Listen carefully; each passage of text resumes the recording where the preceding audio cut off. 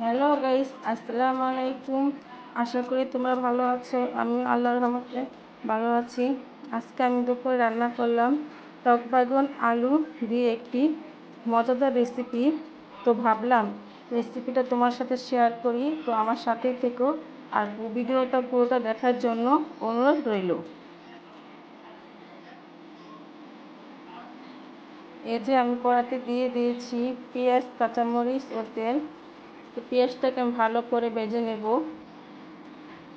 দিয়ে দেব পানি, তারপর দিব হলুদ পাখি, মরিচ পাখি, আদা ও স্বাদ মতো লবণ। মশলাটাকে ভালো করে কষিয়ে নেব।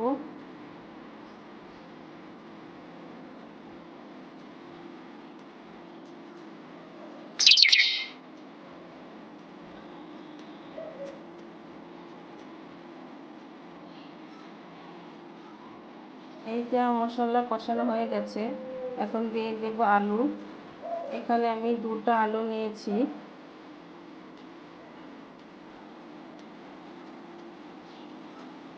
আমি আলুগুলো ভালো করে নেড়ে নেব। তোমরা একবার হলো বাসায় এই রেসিপিটি করে খাবে।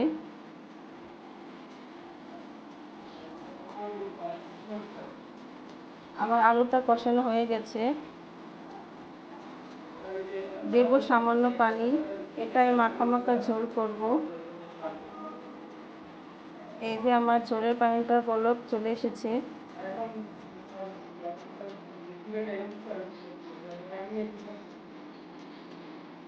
এখন দিয়ে দেব দেশি পোয়া মাছ।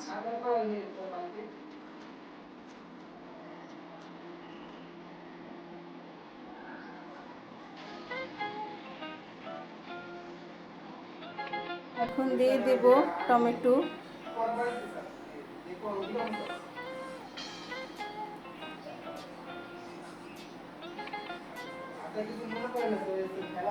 এই যে আমার ঝোলটা ফুটে গেছে, প্রায় তরকারি হয়ে গেছে। এখন দিয়ে দিব ধনেপাতা। এই যে হয়ে গেছে আমার দেশি পোয়া মাছের রেসিপি।